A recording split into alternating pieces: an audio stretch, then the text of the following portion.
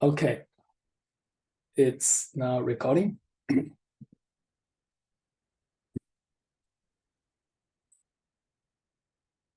All right, we are getting into the second part of this class. The first part of the class, so we introduced recursive programming, introduced the data structures from the Java API. And starting from chapter 22, we're going to look at measuring the efficiency of data structures and algorithms. And we'll get into implementation of the data structures. All right, so we talk about a lot of things like efficiency. Well, this is efficient, this is efficient. Now, what do we mean by efficient? We need to have a way to measure it. So that's what we're going to talk about in this chapter, developing efficient algorithms. All right, I'm going to see if you can see my screen now. I'm going to do this and to get the full view. All right, can you see my screen? Can you see this? Yes. Yes, I can. Slide? Okay, Yep. Good, thank you. Okay. All right, let me mute all of you. So I'm going to mute all of you now. Okay. So if you have questions, you can still speak to me. All right, so we're going to measure the efficiency. So when you measure efficiency and you immediately think about it, I'm just write a program and I'm going to run the program and get the execution time. All right. So here's the execution time. We get the execution time. But there are problems with this. First thing is, hey, when you run your program on your computer, there are many tasks running concurrently on your computer. The execution time of a particular program is dependent on your system load. Second, the execution time is dependent on the specific input. So it depends on your data you have. Just for example, consider linear search and binary search. If an element to be searched happens to be the first in the list, when you do a linear search, that's going to take constant time. All right, if the element is not in the list, you're going to exhaust everything. And so this is take the maximum time. So that's what we're talking about. So look, the execution time is not a good measurement. All right, so now what we're going to do is to look at this is what we need to focus on. It is, in theoretical term, we look at the growth rate. So what is a growth rate? Growth rate is this. You're going to analyze your complexity and without running the program on computer. So it is theoretical model. So that's good. It's independent on your computer, on your PC or a big mainframe computer or whatever, or depending on the system load. No, it's all out of this question. We're not considering that. We look at the theoretical model. The theoretical model can predict the algorithm efficiency. So here's the growth rate is this, is we're going to measure when you run your algorithm, run your program, and so you have the data, a lot of data. So we have this data size. So let's just input size. If the input size increases, let's say 10 times. So what happens about the execution time, the prediction for the execution time? So that's called growth rate. So growth rate is to measure how fast your time going to grow as the input size increases. So that is very good model. It is you can test it, and when you measure it theoretically and you actually run a code, you can see it. It's a very good match. All right, so the growth rate again. So look at the growth rate. The definition for the growth rate is you measure the growth rate, and the growth rate is this: you measure the efficiency of your algorithm or program by the input size. As the input size grows, and then how the time grows. So that's the growth rate. All right, so now we're going to introduce this theoretical notation. It's the big O notation. So this is the big O notation. So let's see what is the big O notation. Let's just consider this example here. We are all familiar with linear search. So you have a list of elements. You do a search. All right, so look, the search is this. We're gonna look at in the worst case, your element is not in the list. You're gonna exhaust everything. So you search from the beginning all the way to the end, and you did not find it. So what's the time? Time is how many comparisons you're gonna go through the size of the list, right? So the list size is n. So your time is in the magnitude of n. So we use the notation, it's called big O.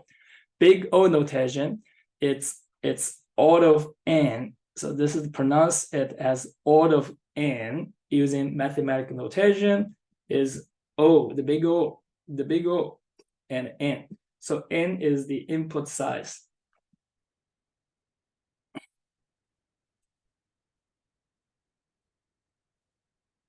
N is the input size. So it's this, if you increase the input size 2 times, and what's in the worst case, you have to compare all the elements 2 times more.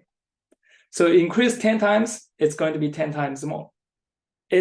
So this is called linear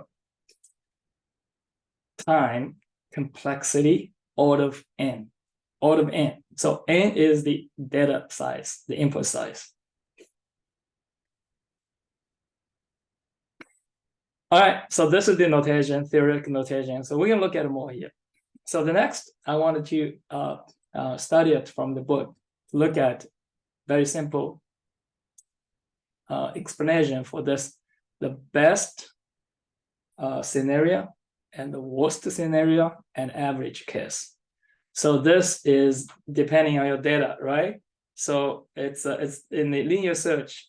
What's the best case is the element you search is the first one. That's the best case. So what is the worst case? The worst case is the element is not in the list, you search everything. So that's the worst case. So what is the average case? So you consider everything. So if the element is going to be in the list, somewhere in the list, you're going to spend about half of the size, the time on average.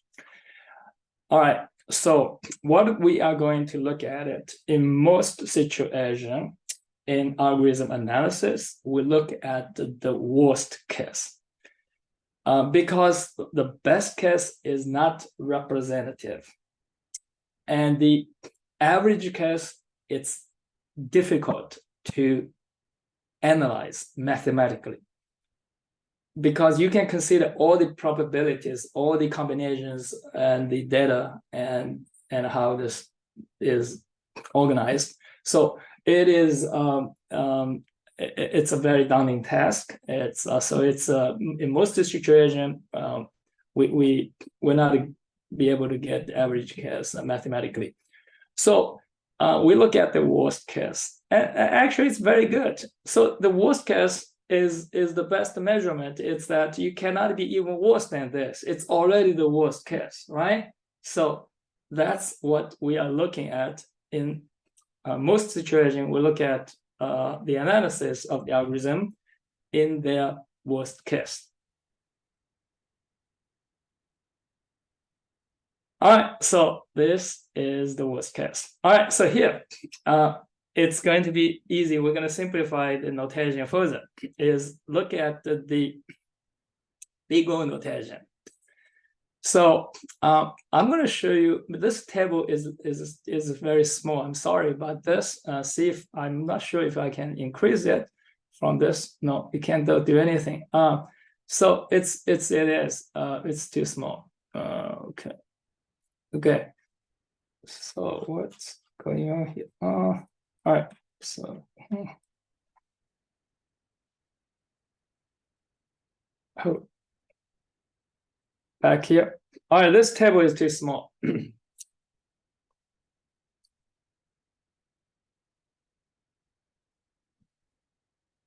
I'm just going to ask you, can you see this table? Still read the number?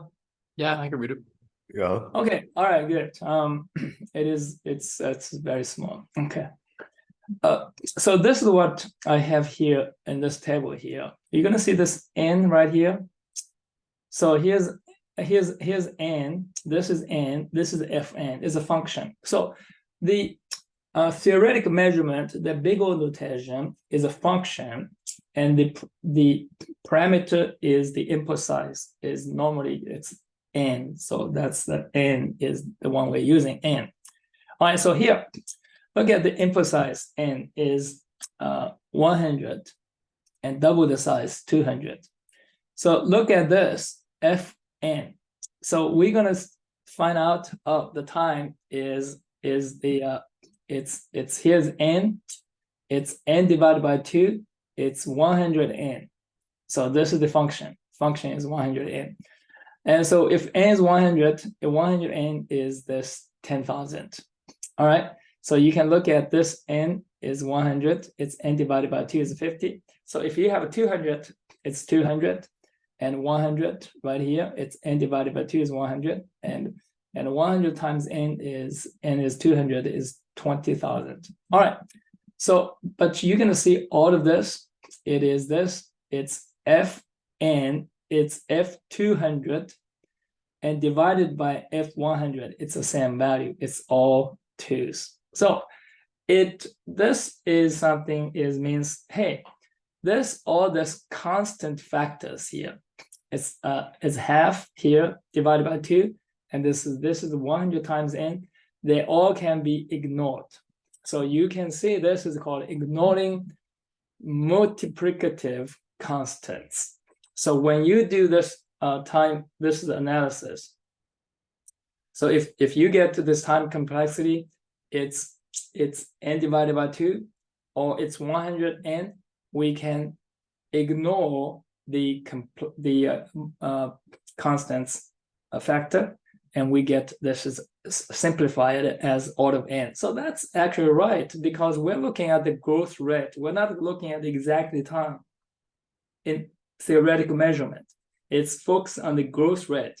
So the growth rate for all of this, n divided by 2, 100n, it's the same. So you have n is doubled, so the corresponding function is going to be doubled. The value is going to be doubled. So the key is growth rate and the big O notation, and we can now simplify the notation. All right, so now there's one more simplification. The next, ignoring non-dominating terms. Hey, look, I'm gonna get this function here. All right, so let's see if you have an algorithm, you want to find the maximum number in an array of n elements. So you're gonna compare. So if you have 2 elements, so one time comparison, you find the maximum one. So you have 3, you have 2 times compare it. And if you have n, you're gonna have n minus 1 time to compare it, right? So this is time, it's order of n minus 1. N minus 1. All right, so this minus 1 here, it's a non-dominating part. So here is in the algorithm analysis, we're going to look at n is a infinite. N goes infinite. It's a large n. So when n is significantly large, this part, the small part, this can be ignored. Okay. So this can be ignored. N minus 1, it's order of n minus 1 is the same as order of n. All right. So it's as n goes to infinite. So this is the same. N minus 1 and n is the same. All right. So we're going to see this other things, other examples now. We're going to show you other examples now. Let's look at more examples here. So first thing is, before we look at examples, this are very useful mathematical summations we're going to use in our examples. So here is, you have all the sequences, 1 plus 2 and all the way to n. So this is the result. And you have the exponent is S0, S1, so as n. So this is the 1. So if you have this a is 2, so this is going to be the 1. All right, so this is going to be helpful for the examples now we're going to use. All right, next. I'm going to give you a couple of examples. We do the analysis using big O notation.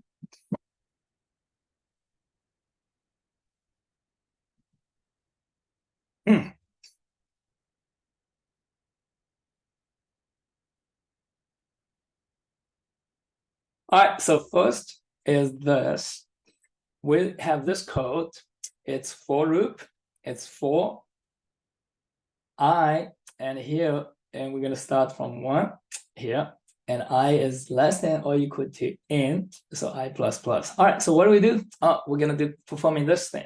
It's addition and then assignment. All right, so here. So this, what's the time complexity for this code here? It is this. We use this notation, t n, it's a function. All right, the time is with this parameters n. So here, this inside the loop, this is the constant time.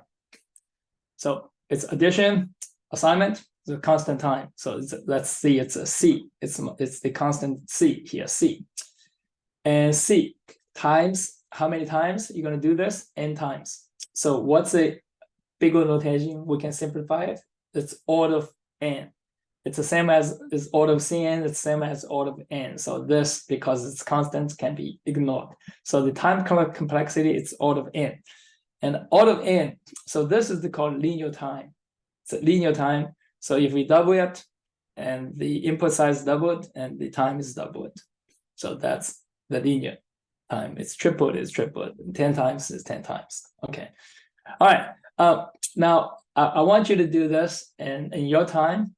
It's a performance test. It's in the book.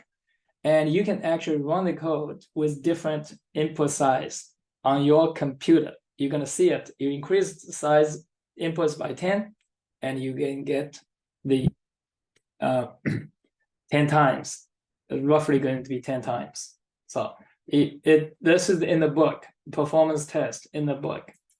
So it's the one, and so please look at it from the book. I can open it up. I don't know. It's because sometimes I just can't do it from this side. You can do it in the book.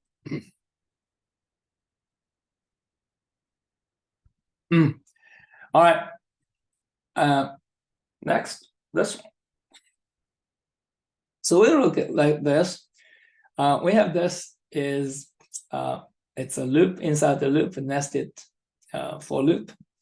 So this is addition, assignment. So this is going to be constant time. But here we have 1 to n. So this is n times. And for each of the I, we do it again, it's n times. So this is going to be c times n. And so the constant c can be ignored. So the complexity, it's order of n squared. So n squared, it's called quadratic time. complexity. So quadratic time, so it's what is quadratic? It's this. If the input size is doubled, okay, so the time is quadruple.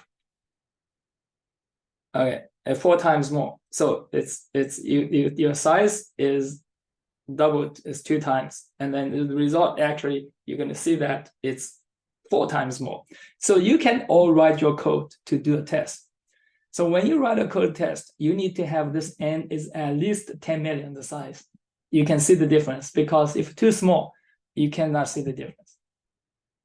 When you run the code, okay, involving this here, it's n. It has to be like, you try this is 10 million, and then you try double it, becoming 2 million, and then you triple it, 3 million, and then you see the result, it's quadratic. So like 2 times, you're gonna get 4 times more, and 3, if your input size is 3, and you get 9 quadruple. All right, so here, let's go to the next. Yeah. I have a question about quadratic time. So Yes. when, like, does that imply that like the amount of just the worst case scenario, like at the time and the time complexity, at what point does that like go downwards? Like if it's quadratic, isn't it like parabolic? Yeah. Yes, you can see the quadratic, it's going very fast. So as input size increases, and we show a diagram here later. You can see that Okay. diagram. Okay. Yeah. With all this, yeah. All right. So now, next, this one here. I'm gonna go down to one more here. Okay, I'll show you this next one here. This is I think I probably I skipped one here. Skipped one. This one here. All right. Just notice the difference here. This is 1 to n, right? I'm going to change this the next slide. It's 1 to I. All right. Okay. Now, if you do all this analysis, add these numbers together. So what's the time? And here you're going to do it. So this is going to be I, if it's 1, so what is time? It's going to be just 1 time, is the C, the constant time here for this, when I is 1. When I is 2, so this is going to be 2 times. When I is 3, this is going to be 3 times. This loop is going to be 3 times C. So when I is 4, 4 times. When I is n, so this is going to be J is less than or equal to n. So this is from 1 to n. So this is n times C. All right, you add all this together. So what is this? This is the summation. Add together, it's here. It's n, so n plus 1 and divided by 2, so times C here. And so as we mentioned, you can ignore the constant. So this is all gone. Ignore this multiplicative constants. And then there's another thing is you're going to ignore the non-dominating part. So here's n squared and plus n. N squared is the dominating part, and n is the non-dominating part. Non-dominating part can be ignored. So the reason is we look at the growth rate, and we look at growth rate when this n becoming infinity goes to very, very, very, very large. So which one is dominating? It's n squared is there. So that's why you can just focus on this, n squared. So quick question, how would that not be, I mean, I see what you're saying, but that it's O of n squared because you only look at the first term, which is the dominant term. But why wouldn't it be like O of n factorial or something? Like what would that look like? Or if you have a factorial of n, something like that. Oh, that's going to be different. No, yes, that's going to be exponential time. So it's going to be different. So that is that is actually it's going to turns out to be exponential time. Yeah, that's a different. All right. So next, All right, so if we have this 20 here, so this, see the difference? Now this one is 20, okay? All right, so what's the time? So here's a constant time, and this loop is always 20 times the c, and then this is n. So what's this? It's a linear time. It's order of n time. So don't be fooled by this loop here. This is actually a constant time. So it can be ignored. So this complexity, it's order of n time. All right, so now this example here, we have code here. So this is the loop, and see, this is 10 times, fixed here 10 times here. And this is executing, here is 20 here, and 20 times c, this is the plus, and assignment, this is constant time. So this is 20 times c. And this is the n is 10 times, n times. So here's n. So what is overall complexity? It's order of n. So you ignore the non-dominating part and ignore the constant factor. So this is order of n time. So look here again, this is something, is the theoretical analysis. It predicts the actual performance. So when you write a code like this, you can do your own test.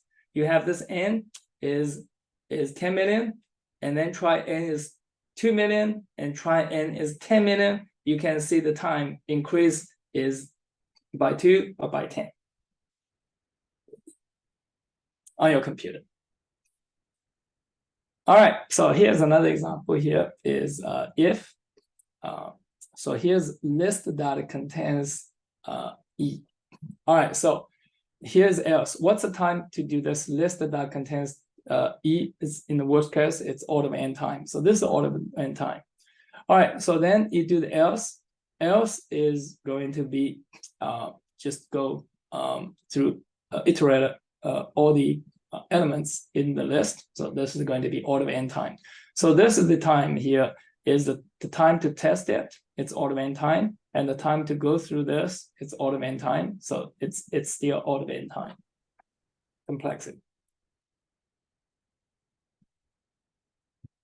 All right, so all of this now, just remember that we have another thing we call a constant time. So it's not order of n, it's not order of n squared, it's not none of this, but it's order of 1. So this is notation. Order of 1 denotes a constant time. Hey, what's a constant time? Constant time means as input size grows, the time, the execution time still is the same. So it doesn't matter how big your input is, your time is always fixed, constant time. So that is the constant time. So for example, we have the computer system, we have the random access, the array in the memory. So you want to get the 10th element, you want to get the 100th element, and you want to get the element at index for 1 million. So this is all the same, because it's the way the computer is designed, random access. This is all the same time, the constant time. Doesn't matter how big your array is. So that's order of 1. This is notation. It's for constant time. All right. So here, just some more examples. I want you to study this. Go back to look at the book and see. We do analysis for linear search. Okay. We do analysis for binary search. Okay, and we do a analysis for for this yeah, this is the binary search. Okay, all right. So what is the time for binary search? You're gonna see this is for the let's go back for the linear search time. The linear search, it's the order of n. We know it in the worst case order of n time. The binary search, it's order of log n time. So go and to study the book and see why it's order of log n time. So so the way it is, the binary search, we know that you have the list is the elements already in order, And when you do a search and you start from the middle, you compare the one in the middle. If it's less, and you focus on only the first half, okay, and you effectively eliminating half of the size. So that is why eventually you come with the log n. So this is the analysis, and look at the book. All right, and this log n time, it's called a logarithm time. It's very, very, very, very efficient. It's a logarithm time. So we know in computer science, and this 2 is such a great number, 2 in computer science. So the binary is 2. So we have all the bits, 0 and 1s. So it's a binary. And also we have a lot of things we're going to see. It's going to be binary. So if we use log in computer science, we're going to assume this is log is 2. You're going to write as log 2. But when we do algorithm analysis, you see the 2 and 10, even it's 100, it's 1 million, it doesn't matter. It's a constant. So we just don't care about what is this best. Okay. So just write a log n. So this is good enough. All right. So the time complexity, and so for the it's logarithm time, it's very, very, very good, efficient. You think about it, if your time, this is n, the input size. All right, it's quadrupled. It times n. What is the time? The executing time increase only by 2 times. So your size is quadrupled. So you think about it, n times n, you're gonna get only 2. All right, so very efficient. This is the logarithm time. All right, so also in the book, and look at the analysis for the selection sort. So we use the selection sort. The time complexity is order of n squared. And so this, order of n squared, we call this quadratic time. And finally, there's an example in the book. So if you look at the book, this is the Tower of Hanoi. So this is when you go through the analysis, you're gonna find this is order of 2's n. This is an exponential time. So this is as n increases, this is going to be, yeah, just think about it. N so increases 10 times, it's going to be a lot more. It's 100 times, it's enormous time. All right, so here, these are when we do analysis, look at all this we did to the analysis, and you can use the recurrence relationship and in mathematics. And then, so I know you are taking a discrete math, and you're going to study all this recurrence relationship. And so that's very useful in algorithm analysis. But our focus in this class is not on mathematics. Our focus is on the more computer science, do the algorithm design analysis.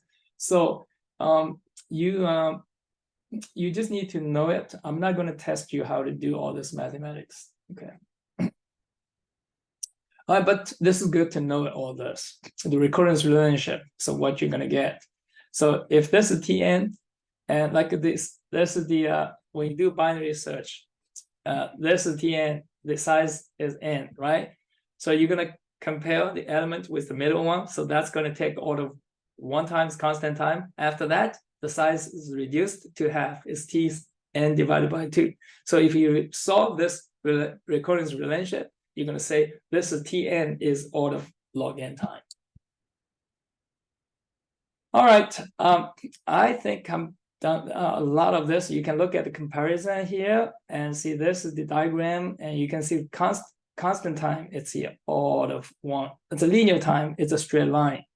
It's a linear time. And logarithm time is very good right here. It's under this linear. It's good. As n increases, it doesn't increase much. So this is the one order of this n square. It's this. And you can see this is the more dramatic. It's actually should go all more dramatic. It's for the exponential time.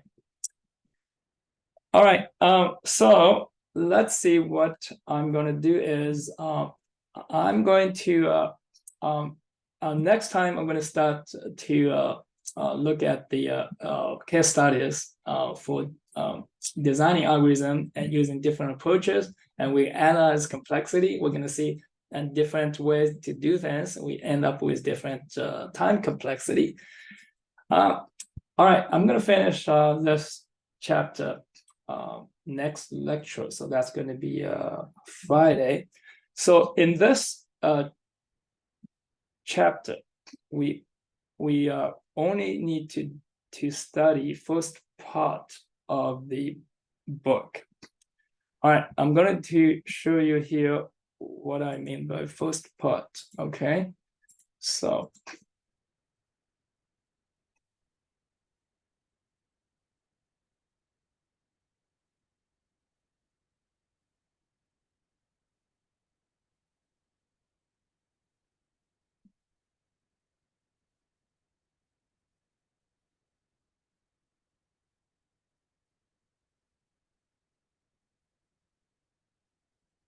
all right, so we're going down to chapter 22 right here. And you can see that is all we do here up to 20.2. Sorry, 22.6. Okay, so 22.6. All right. So next time we're going to look at this algorithms for Fibonacci numbers. And then we're going to look at the for the greatest common divisor algorithm. So we have different ways to solve the problem, and we're going to see the analysis